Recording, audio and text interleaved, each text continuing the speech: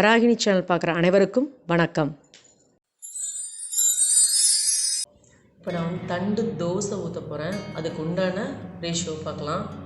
புழுங்கல் அரிசி 1 டம்ளர், பச்சரிசி 1 டம்ளர், தேவையான அளவு தண்டு, வரமிளகா, சீரகம், உப்பு, இவ்வளோ தான்.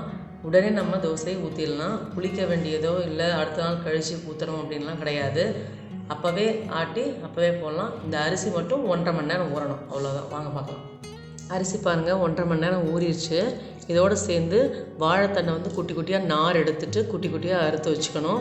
அதுக்கப்புறம் பார்த்திங்கன்னா சீரகம், உப்பு, வரமிளகா இது எல்லாமே சேர்த்து கிரைண்டர்லாம் ஆட்ட வேண்டியதான். உடனே தோசை ரெடி ஆயிடுச்சு.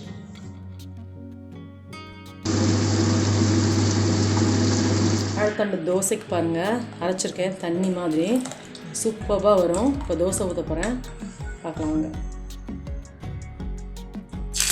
தோசை ரெடியாக வச்சுக்கோங்க. அவ்வளோ சூப்பராக இருக்குது. அவ்வளோ லேஸாக இருக்கும் மாவு. நம்ம சூப்பராக போடலாம். 2 ட்ராப் எண்ணெய் விடுங்க, அவ்வளோதான்.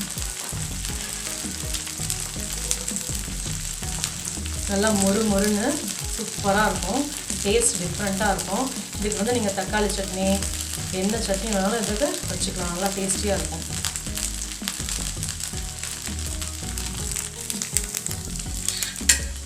பாருங்கள் எவ்வளோ அழகாக சூப்பராக வருதுன்னு. நல்லா மொறுன்னு இருக்குது. ரொம்ப நல்லாயிருக்கும். தண்டு dosa easy, tasty, healthy food. இதை எல்லோரும் ட்ரை பண்ணி பாருங்கள்.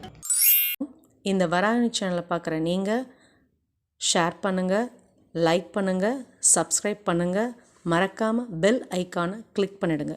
இந்த ப்ரோக்ராமை இன்ஸ்டாகிராம்லேயும் டெலகிராம்லேயும் ஃபாலோ பண்ணுங்கள். தேங்க்யூ.